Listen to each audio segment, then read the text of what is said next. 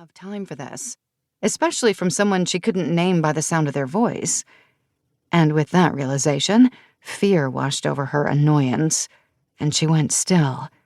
With nowhere to go, she had only one recourse and shoved her elbow into the guy's gut. He released her, and she spun around, ready to face off with whoever snuck up on her in the barn. Ouch! Damn, Lyric. It's just me. She stared in incomprehension at someone she barely remembered. He'd obviously followed her home all the way from Nashville, where she'd recently traveled. Alarms went off in her head. What are you doing here? And how did he know it was her morning to work on the family ranch? She took turns with her sisters while her brother Jax worked the cattle and their parents handled the cabin rentals.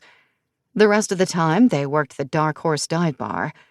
Their grandmother had run it for years, giving the small town a gathering place not only to get drunk and rowdy, but also have a good meal, an event space, and community.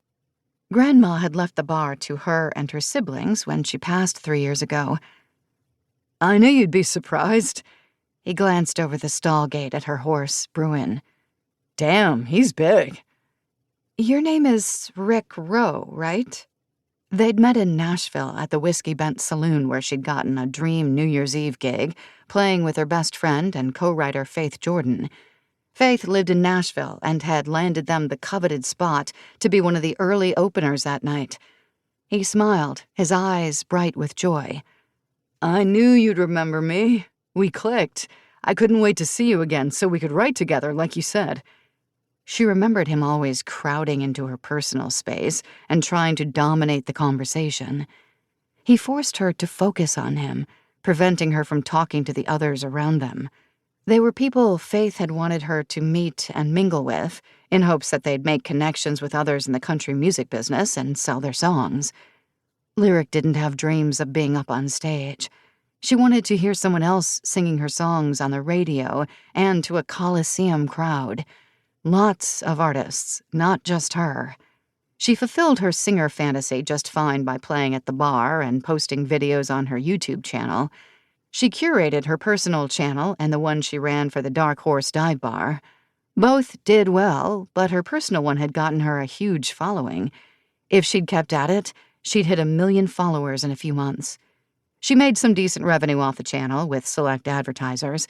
She wasn't in it to be a millionaire, but she had to pay the bills.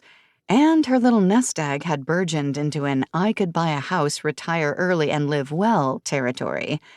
And recently, she and Faith had sold a couple of their songs to up-and-coming artists.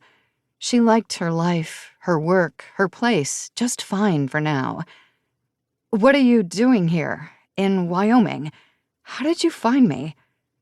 I follow your YouTube channels. Obviously, the bar you work at is closed this morning, but I asked around about you. Everyone is so friendly in this town. They all know you. One of them was kind enough to tell me you're usually at the bar early to start cooking, but on Tuesdays and Thursdays you spend your mornings here. All I had to do was look up the address for the Wild Wind Ranch. He looked so pleased with himself. She'd been so careful online not to make it this easy for people to find her. She never used the name of her town. She didn't even use her last name. But it was impossible to stay completely anonymous, and everyone knew she worked at the Dark Horse dive bar.